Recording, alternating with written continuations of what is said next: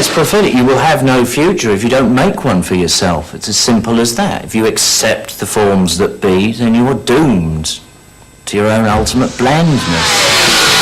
Something university students would dabble with in between lunch breaks. I just chucked it right in now, into the wonderful world of pop. They're a group called the Sex Pistols, and I'm surrounded now by all of them. We was rehearsing down in Kilburn. All of a sudden, a couple of blokes come in and said, there's a limo here. You're going to go down and do the Today Show. Is that what it was? And because Queen couldn't do it, they had to cancel. We thought we were going to be talking about the tour and the record, Anarchy. He just wanted to, like, you know, make us look silly. Which one? Nothing, a rude word. Next question. No. What was the rude word? Shit. Was it really? Good heavens. You So it developed into a huge swearing match. And all the angst and frustration of a group that basically was born out of hating each other was spewed forth towards this paralytic creature who was incredibly horrid and anti this group, beckoning them and goading them on. Go on, you've got another 5 seconds. Say something outrageous. You dirty bastard.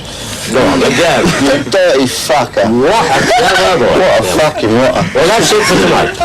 At that point, the show was cut dead. I'm saying nothing else about it. We'll be back Police tomorrow. were called, I'll be seeing you the soon. phones were jammed. From me, though. We were now outside on the street in the same car that came to pick us up from the rehearsal room. And I sat in that car and I said, by God, by accident rather than design, you've just seriously made history, you guys. You and your friends can have a band too. All right. That's right. The first stirrings of a new direction came from a young Boston guitarist who wrote short, direct songs about love and suburbia. Well, out in the afternoon, out in the airplane, we'll share a morning love under suburban rain. Rock and roll is about stuff that was natural anyway. It was about drugs and space. It's about sex and boyfriends and girlfriends and stuff. And act like a true girl. Oh. See, I used to walk to the Museum of Fine Arts in Boston. I used to go to the room where they would keep the paintings by Cézanne, see? Not because I understood anything about the paintings of Cézanne, but that's where all the BU girls hung out. Boston University, BU, Boston University. They had the big suede boots coming up to here, and they had the Gauloise cigarettes, and they had the long hair, and the brown suede jacket. Ooh, and I was very impressed. So, I just hung around there. I figured, boy, if I had a girlfriend, I could understand these paintings, and I could see right through them. Any little venues. There'd be no point in playing to the north of America, you know, the New Yorks, because you'd be really just preaching to the converted.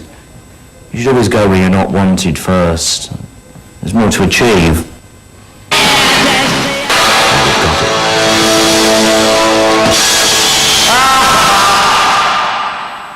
There was nothing else but pompous stadium rock, and it was all catered towards snobby university students. There was nothing there for Joe Bloggs in the street.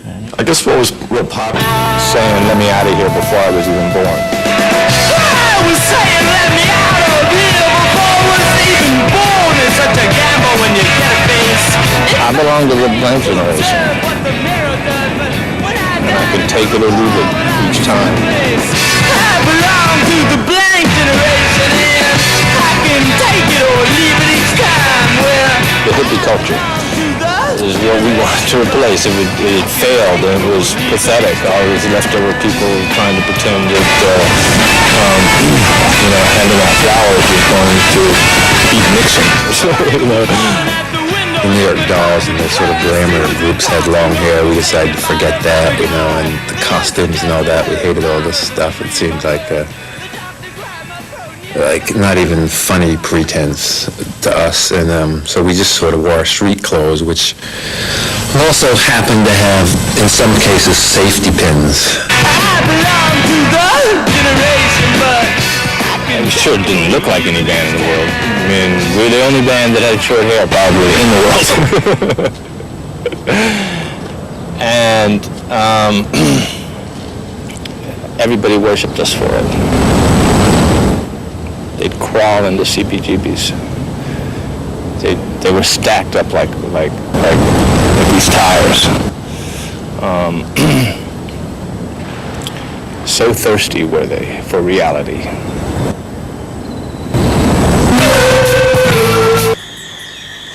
There were very many bands around that time actually doing very, very duff versions of reggae. I'd call them all white trash, quite frankly.